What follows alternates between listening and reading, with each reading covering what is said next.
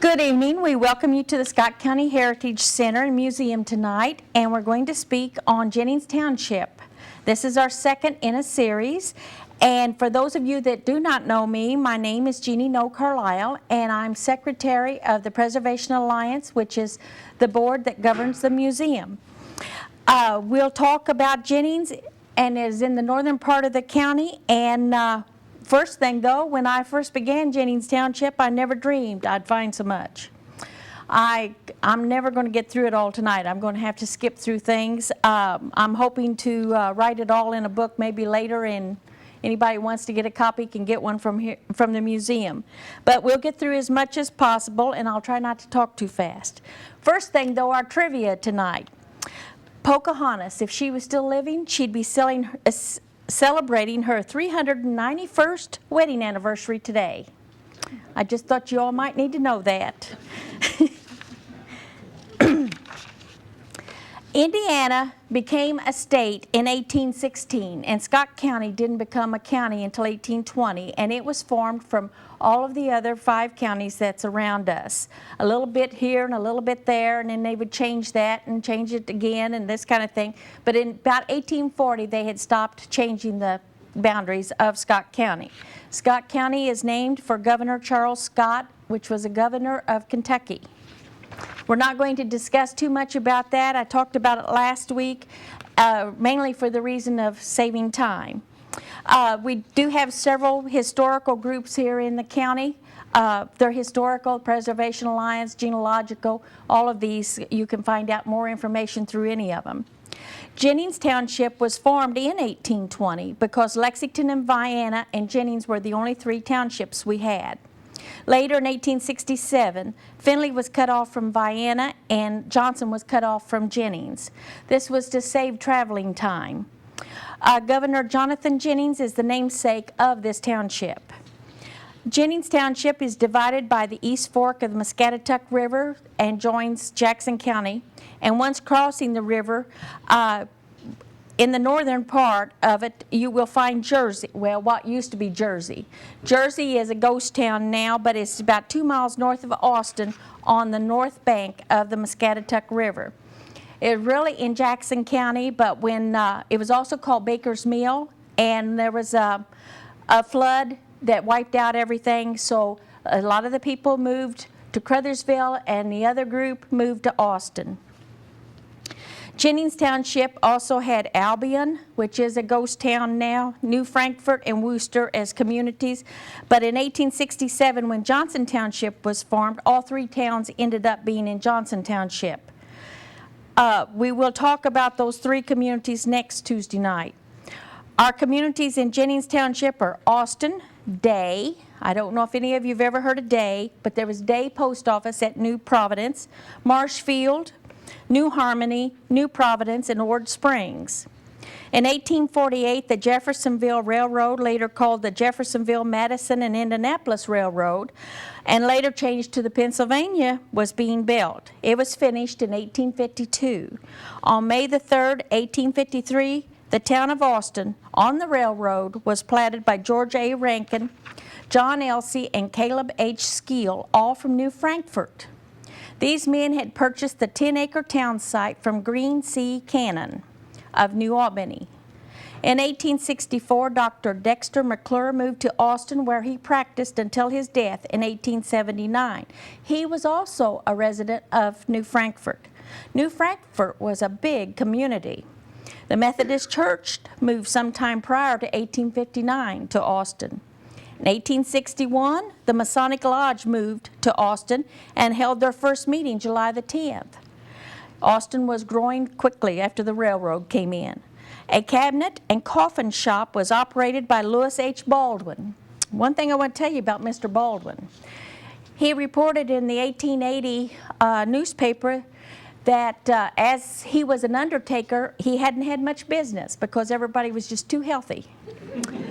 So I guess he was needing money. The Adam R. Reynolds House was built in 1856 and continues to stand today.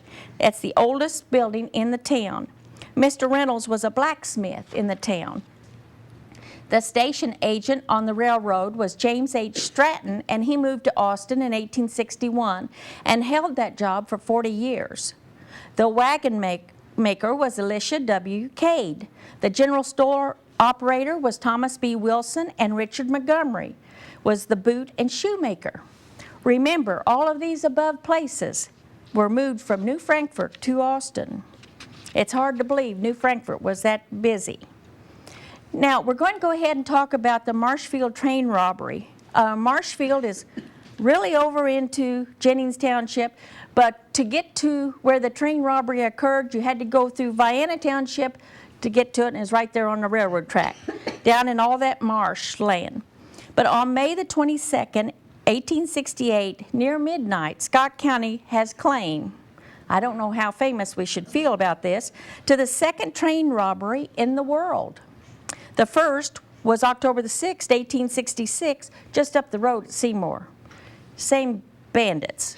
The notorious Reno gang of Jackson County pulled the job off, and the Courier-Journal reported it was one of the boldest robberies on record. The last train of the day on the JM and the I Railroad had left Jeff at 9:30 p.m. At 11 o'clock, as usual, they stopped at Marshfield, as always, to take on water and fuel. The water was pumped from nearby Stucker Creek, and then the wooden tank into a wooden tank and flowed into the tank of the tender. The cord wood purchased from the farmers nearby in the surrounding countryside was stacked in ricks along the railroad track. The fireman, George Fletcher, was taking on water from the tank. The engineer, David Hutchinson, swung down from his cab, torch and oil can in his hand. There was no security light, so it was black, to make his inspection rounds of the driving wheels and other parts of the engine. As he heard a noise behind him, and as he started to cry out, somebody hit him over the head with a revolver. As Mr. Fletcher was tossing chunks of wood up into the tender, he was felled by a heavy blow from behind. The masked figure swung into action, and the engine, tender, and express cars were uncoupled from the rest of the cars, which were left standing on the track. Conductor Americus Wheeler was in the forward coach and was sensing something was happening. He ran out, opened fire at the shadows moving about the front of the train. The gang shot back, and he fell severely wounded. Passengers knew the reputation of the Seymour district, swarmed out of the cars like bees, and hid in the nearby woods. Personally, knowing where Marshfield is, I wouldn't want to get out there in that mess and hide in any woods. I would suspect there'd be a lot of snakes. But maybe they got scared when they heard the gunshots. But one of the bandits at the throttle chugged off through the darkness to Austin, a regular stop, just about 2 miles north, and the train stopped as normal. The Adams Express Agency messenger on the train, Thomas Harkins, didn't know what had happened. He opened the baggage car door. The bandits were ready and pushed their way into the car. Mr. Harkins fired at them, but missed, and they beat him into unconsciousness. The gang continued on with a one-car train, and a short distance north, they hurled Mr. Harkins out of the door down a steep embankment. He was still alive the next morning when the rescuers found him. The train rolled on through the night, and in a secluded wooded spot in the bottoms of Vernon Fork of the Muscatatuck River, 6 miles south of Seymour, the rest of the gang was waiting with horses. The 2 safes, which were iron boxes about 2 feet wide and 4 feet long, were battered open, and the $96,000, back then would have been a lot, in gold and government bonds were divided among the group, and they scattered in the night. Members of the group were Frank Reno, Simon Reno, William Reno, all brothers and sons of Wilkinson Reno, who was born in 1802 at the mouth of the Salt River in Kentucky and came to Jackson County in 1813 with his parents. Other members were Albert Perkins. Now, we may mention somebody's surname in here. I don't guarantee that you're not related. Albert Perkins, Michael Rogers, Miles Ogle, Frank Sparks, John J. Moore, Philip Clifton, Volney Elliott, Charles Roseberry, and Henry Gerald. The Reno gang set the pattern for train robberies, which was to be followed in later years by the James Boys, the Daltons, the Youngers, and even other noted gangs of Western train robberies. We will hear more about the Reno gang when we do Lexington and Vienna and see what happened to them. We had a dedication a while back for an Austin, a state marker, which is from the Indiana Historical Society and through Preservation Alliance. And I imagine most of you have seen it. It's up by the depot on 31. And we're real thrilled to have that. I do have on the table back in the back some pictures of it if anybody would like to have a picture of it, and where you can read the words and all. The history of Austin tells us that Isaiah Jones purchased government land on January the 7th in 1839 at Jeffersonville for $1.25 an acre, a quarter section which contained 160 acres. He cleared his land, built a log house and barn, cleared fields, and fenced them to protect his crops from deer and to protect his animals from panthers and bears.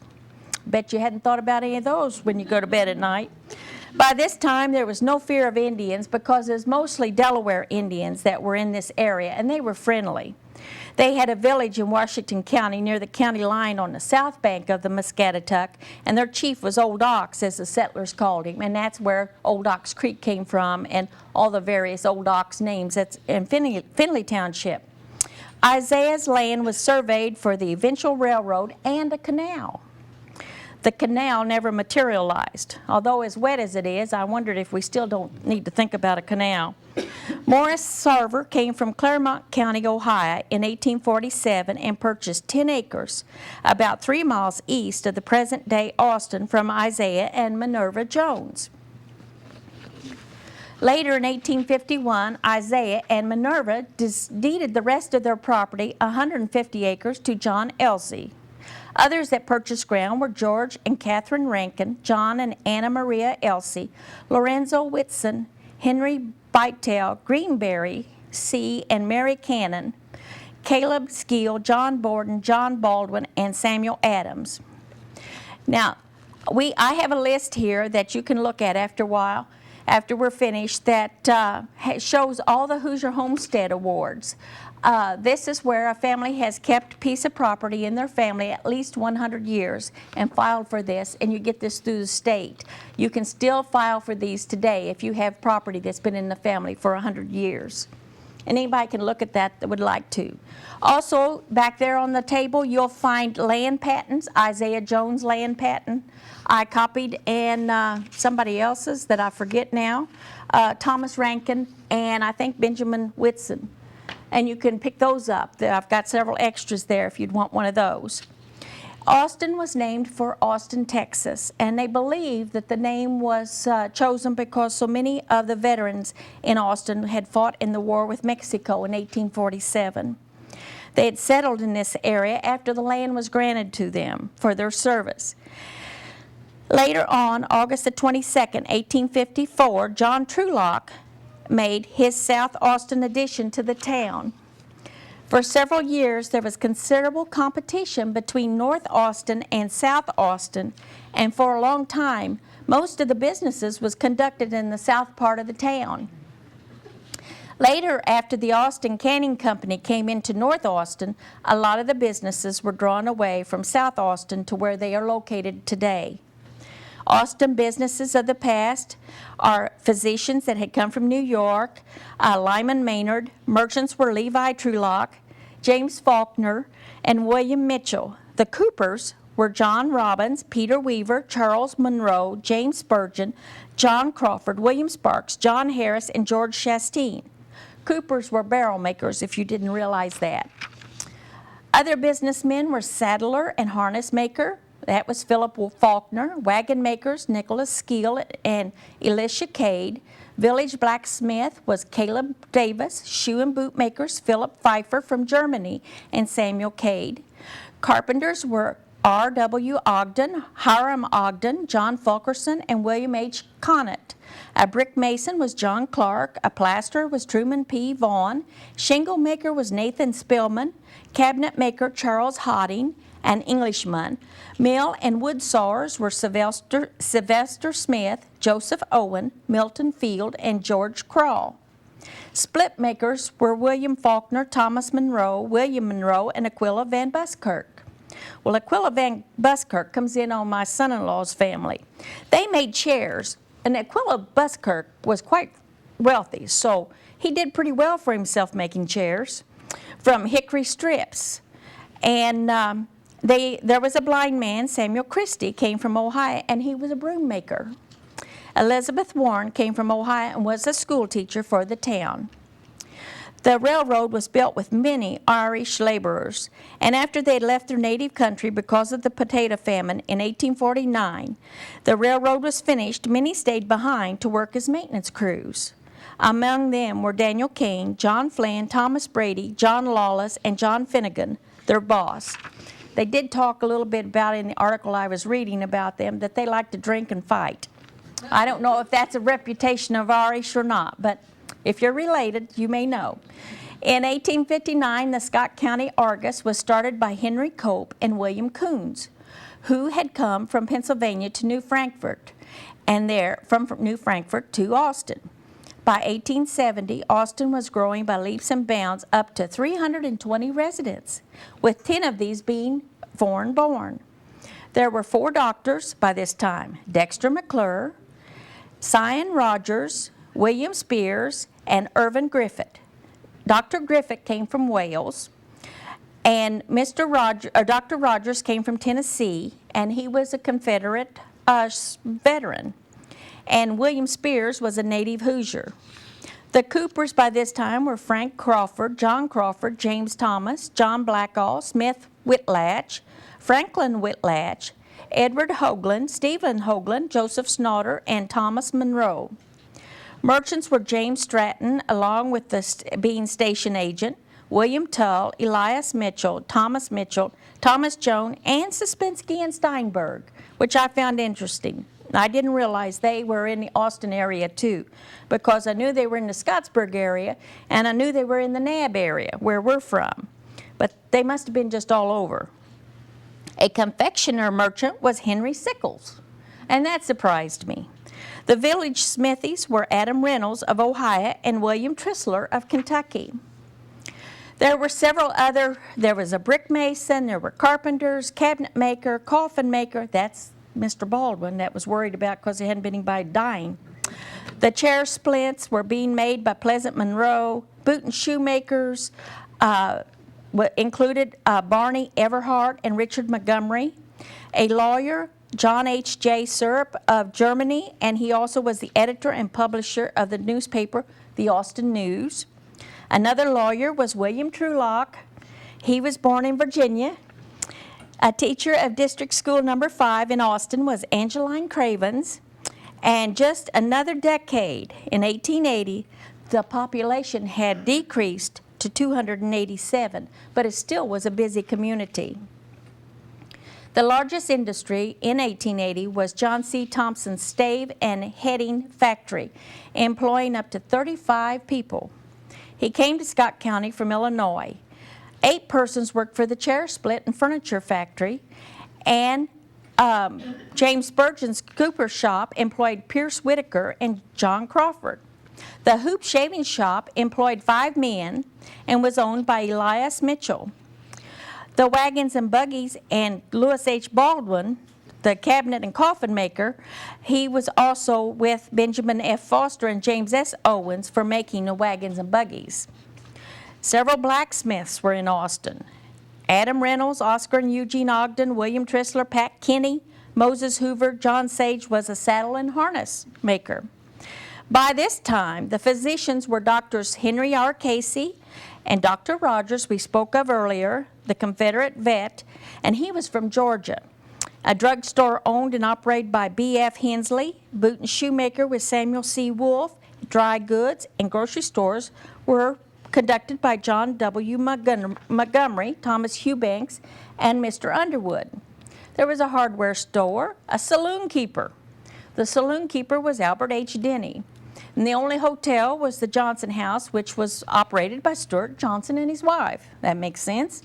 Later, the hotel was known as the Ferris House, but it was torn down in 1953 by Alva Huckleberry. The general store was owned by Joseph H. Morgan and his brother David W. Morgan, and he sold farm implements on the first floor of the Masonic building. Angus N. Munden, a lawyer, was graded school was conducted by Professor Angus N. Munden. And Miss Alice Hoover, daughter of Moses Hoover, also was a teacher. Now remember, last week I told you that a young lady could teach school until she got married. After that, forget it. She was kicked out. During this period of time, the only newspaper was the Chronicle. In 1880, published by B.F. Foster and Son. This paper was edited by 18-year-old Will Foster. And he had also published The Dime, a monthly newspaper that cost 10 cents a year.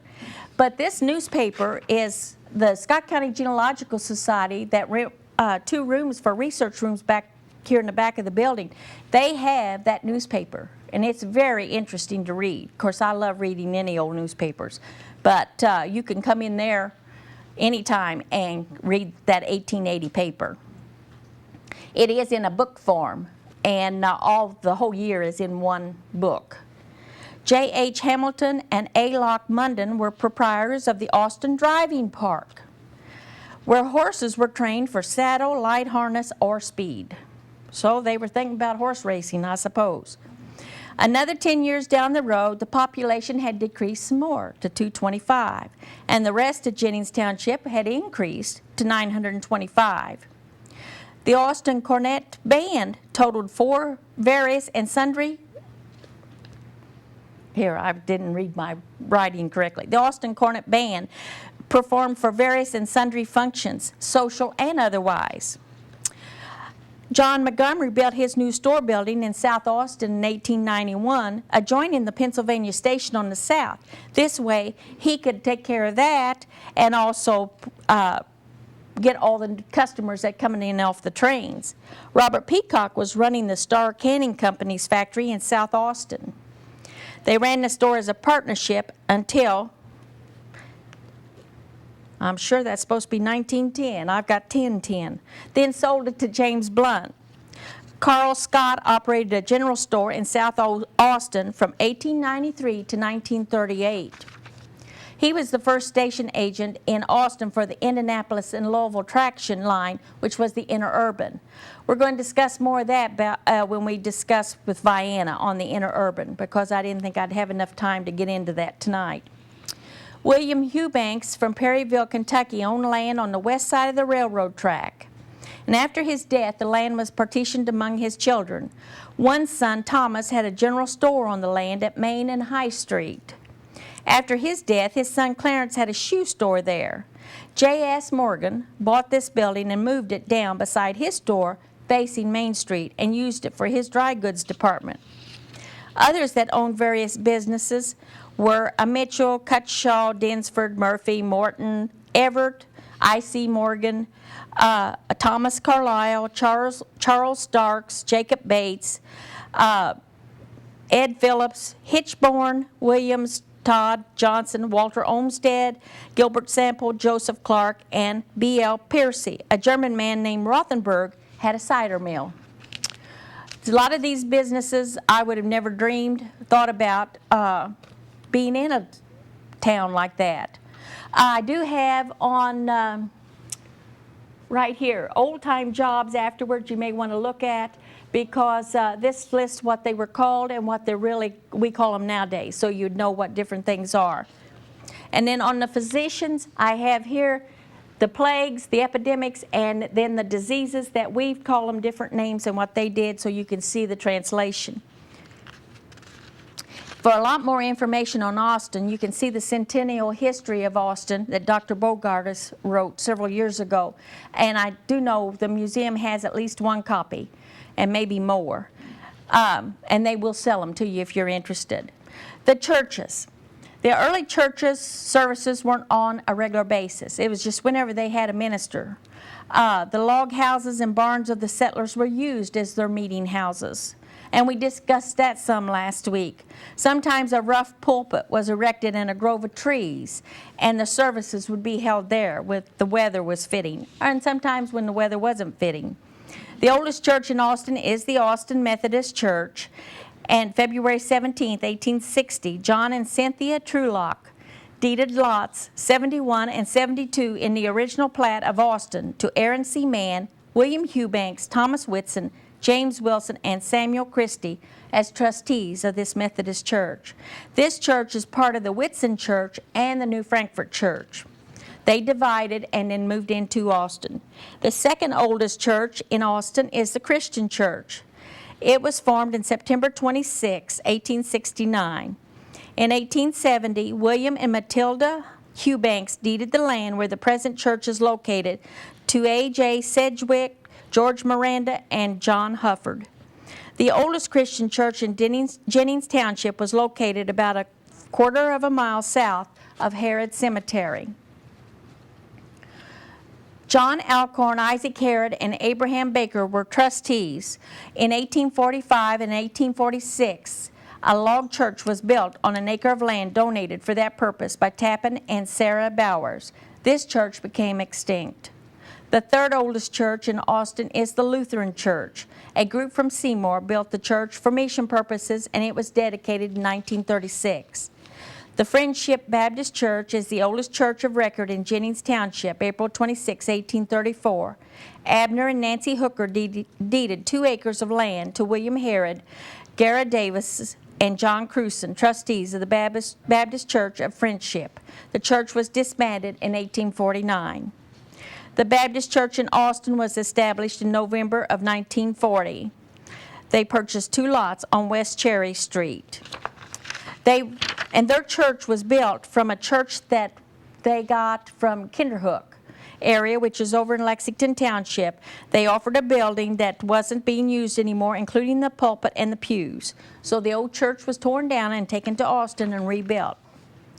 Other churches in Austin that I don't have a history on are the Church of God, the First Church of God, the Free Pentecostal Church of God, the Pentecostal Holiness Church, Pilgrim Holiness Church, and the Mennonite Church. There's a lot of more information about the churches in Jennings Township, but I didn't feel like I'd have time tonight to go into all of them, since there were several. A Massa Mitchell marker was dedicated by the General Charles Scott chapter of the DAR, and it is in the Friendship Cemetery, which is an old abandoned burial place in Jennings Township. It's 3 miles east of Austin and 1/4 mile north of State Road 256. It is on part of a 160-acre tract by Aaron Jennings. It is in a grove of trees, and I haven't been out there for a few years, so I don't know if it's easier to see nowadays than it used to be or not.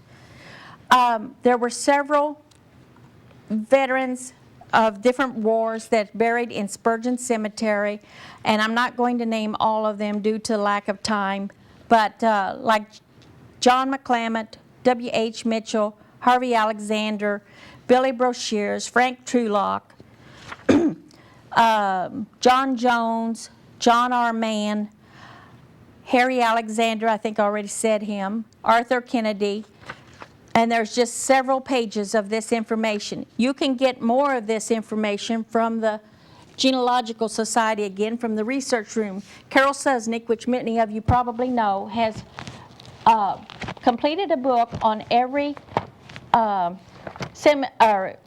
township of the cemeteries with colored pictures, all kinds of history in it, and all kinds of information. So you'll be able to go to the research room and be able to look at any of these for any of the 5 townships, and she has done a great job. It's very informative, and this is where she has the soldiers and all kinds of information about these people. In 1924, several years, there was a registration book, but in 1924 I brought this one out. This also belongs to the Genealogical Society, and this is the register for everybody that was eligible to vote. So they had to sign, and so you can find this information out also, and it tells where they were born. So if you get into genealogy, researching your family, you can find a lot of answers by where someone was born by getting into these kind of books. And there's several of them. There's World War I draft registrants. I have that up here that you can look at.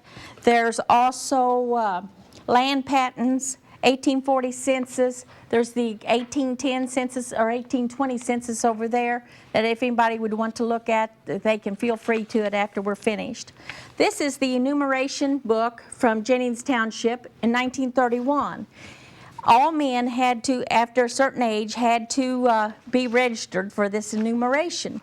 And this is very interesting. And a while ago I looked up Trulock for one of the gentlemen that's from Austin, and they're on here. So his dad's on here even. But, and it tells the age of the person when they did the enumeration. We didn't get into a lot about New Providence Cemetery. I did tell you earlier that Day was at New Providence, and the Day Post Office, and I think we have a picture on this poster board there. The Day Post Office was right across from, on the east side of the road of New Providence Church. And it was a nice looking building, really, for back then. The Albion community was on the west side of Terry Road, which is in Jennings Township. On the east side, it was in Johnson Township. So it is one of these communities that was divided, but it's no longer in existence. The Spurgeon Cemetery. Now, when you go to the Spurgeon Cemetery, there's 3 cemeteries there. There's the one that's out by 256. You go back a little bit farther, there's another one. And if you look back in a little bit of a pathway between some trees, you will see the old Spurgeon Cemetery. Vinton and Ruth Cox took us to that cemetery. And I had never realized there was the real old one back in the back. Now we're going to talk a little bit about the physicians of Austin tonight. And I have a list of the physicians here, and that I've used from a friend's website. But the first physician in Indiana was a French surgeon from Quebec, and he was located in Vincennes in 1761. The first physician, as we talked last week, was Dr. John Ritchie. And as Dr. Bogart stated, the health of our pioneer ancestors was really bad, but we have a tendency of thinking that their health was real good. But their average length of life before 1850 was 40 years. Today it is over 70 years. 2 diseases that really hit children and was generally fatal. They were membranous croup, which is diphtheria, and during the winter, and cholera morbus, dysentery, during the summer. This was also called summer complaint, and would occur usually the 2nd year of a child's life, due to having solid foods introduced, and food wasn't as clean as it is today. Cemeteries are full of little stones for children, and most of the time you can just about guess they're going to be about 2 years old. One incident that I know of is my husband's grandmother told us that she and her siblings fed their little 2-year-old sister green walnuts, and she died. And the first 100 years of history for Austin, the town had 15 resident physicians. We've already mentioned several earlier, but to me that sounds like an awful lot of physicians for no more people than there were. The schools in Jennings Township were number 1. They were numbered just like Findlay. Number 1 was Everett, which was at Ord Spring. The old brick school building is still there. Number 2 was Casey, where Albert Casey lived in 1953. Number 3 was McLean at New Providence. An old brick school was torn down and a frame building was built. This was moved to Austin and now is part of the center portion of the Heritage School in North Austin. November 4th, Possum Trot. About every county had a Possum Trot school. A Possum Trot, everything. Hard Scrabble, too, was another famous name. But it was 1 mile east and 1 mile north of State Highway 256, built in 1860 and discontinued in 1886. J.S. Morgan taught there. No, number 5 was the Austin School. Number 6, Royce, 1 mile west of Austin on 256. Number 7 was Herod at New Harmony Baptist Church. And number 8 was Trulock, 1.5 miles east of Austin on 256, where Harrison Oaks lived in 1953. Austin's first school was located about where the Lutheran Church was located. And in 1868, William and Matilda Eubanks, Thomas and Eliza Eubanks, and George and Indiana Miranda sold to the trustees of Jennings Township lots number 46, 47, and 48 in the town of Austin for $75 for the purpose of building Austin's second school. This 4-room, 2-story frame schoolhouse stood directly behind Lagnar's drugstore. In 1888, a new brick 3-room school was built just west of where Main Street ended at High Street. This building was torn down in the 1900s.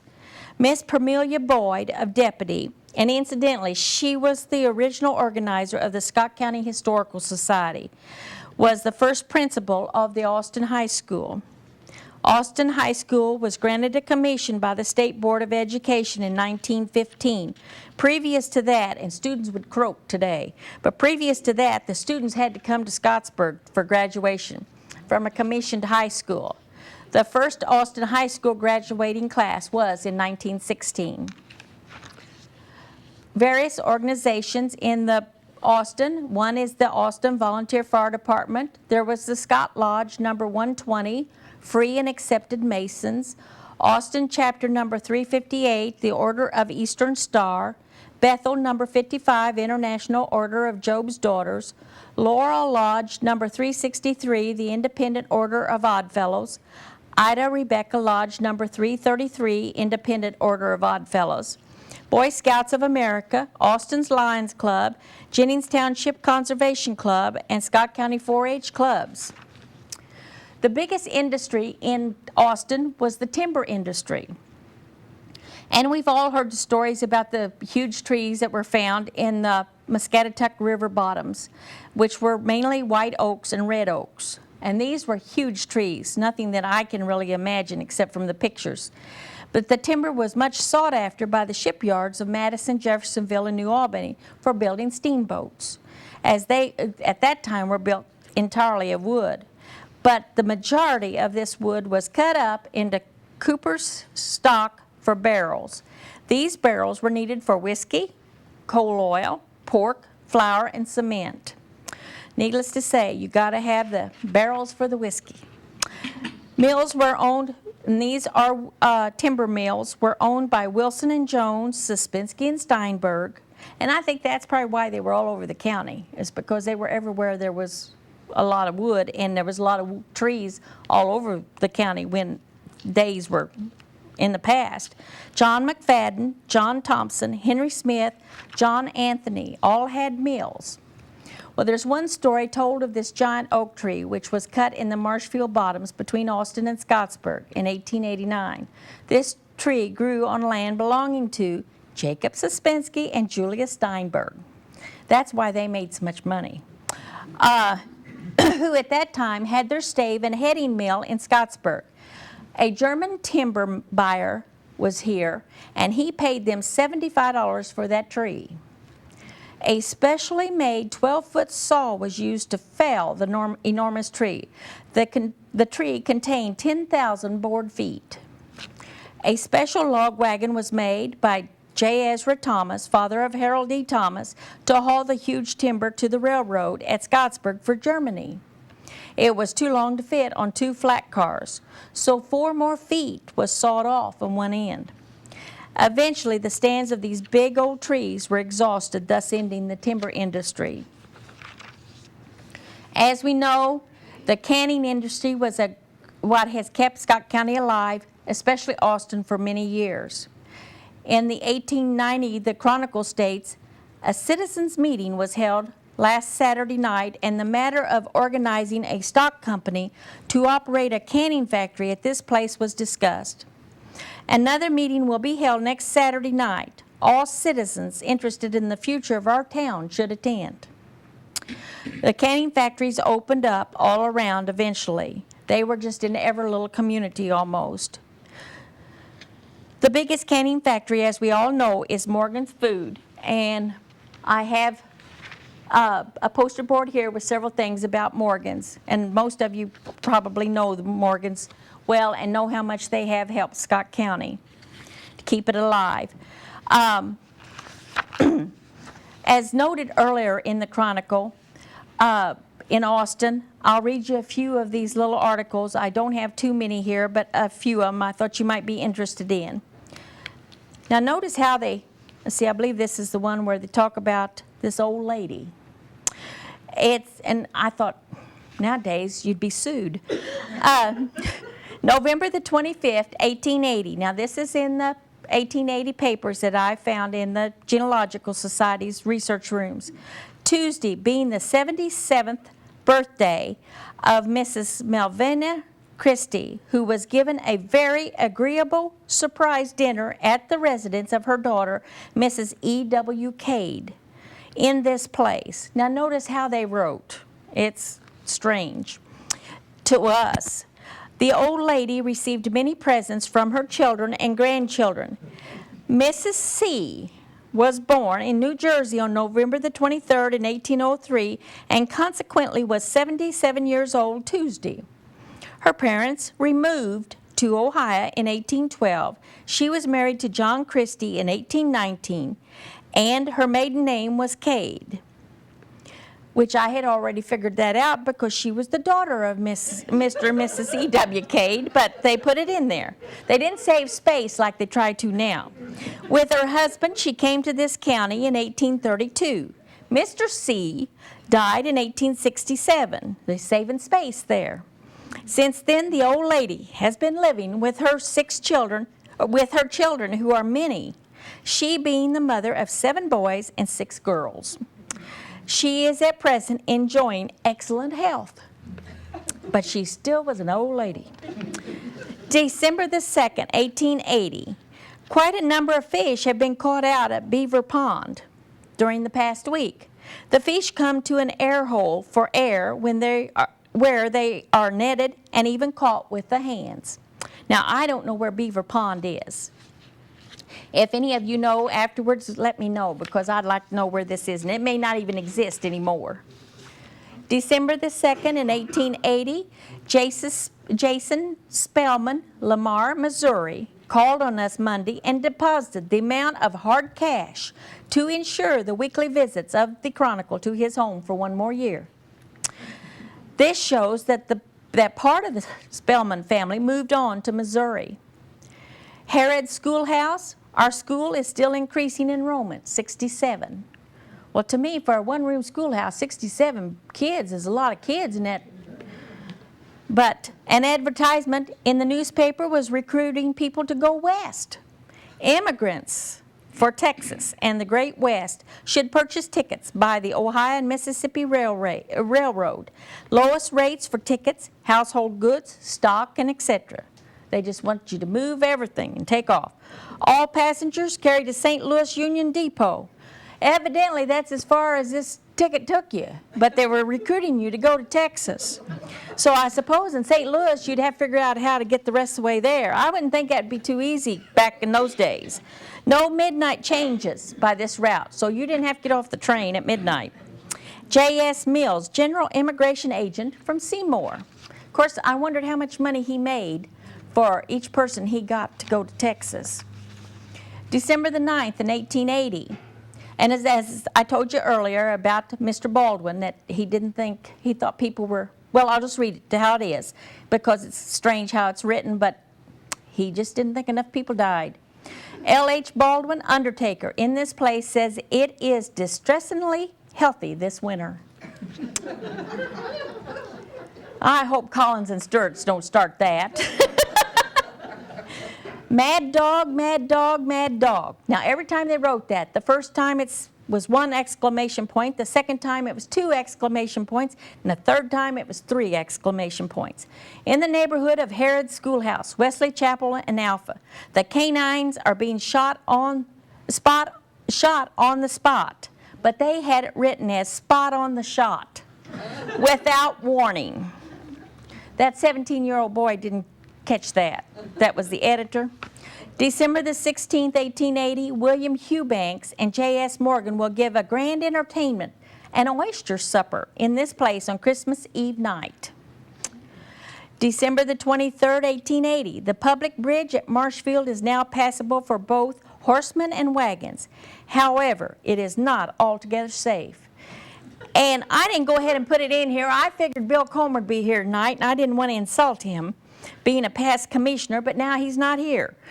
But they were really giving the commissioners the devil over that bridge. So I didn't give you the whole amount. If you want to look that up, that's December 23rd, 1880. Arthur Cochran has returned from Iowa. David Hubbard and Mrs. Georgiana Tobias Nee Morris were married December the 15th.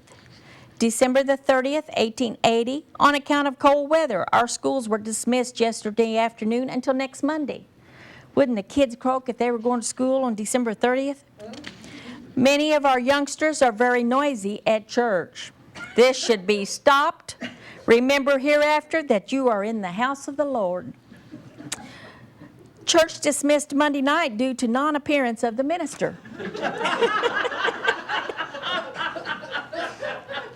That'd be a good reason.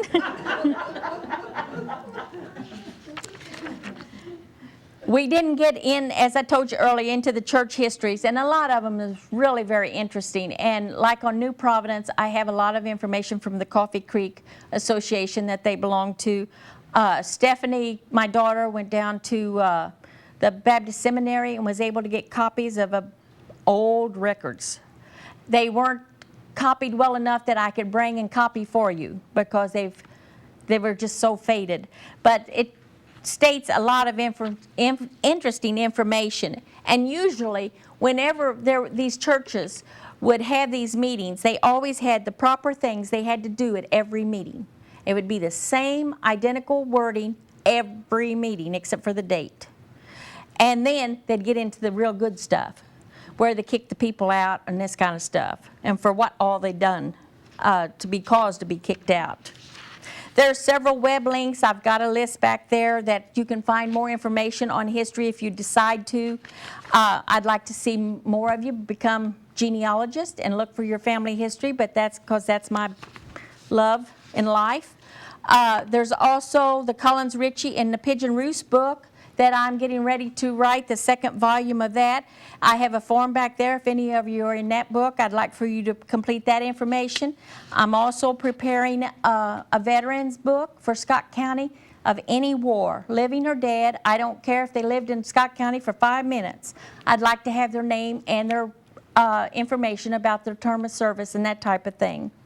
We'd found one politician back in the 40s that was from Austin, and that was Ivan C. Morgan. And he was a Republican, and he was the Indiana Republican State Chair. In 1937, he was a delegate to the Republican National Convention from Indiana in 40, 44, and 48. He is buried in Whitson Cemetery. Now, one thing I want to stress on Whitson Cemetery, that is what a lot of people are calling Austin Cemetery today. But it originally was the Whitson Cemetery, and the family would like that name to be carried on. And I think they finally did get 2 signs there, that one says Whitson and one says Austin.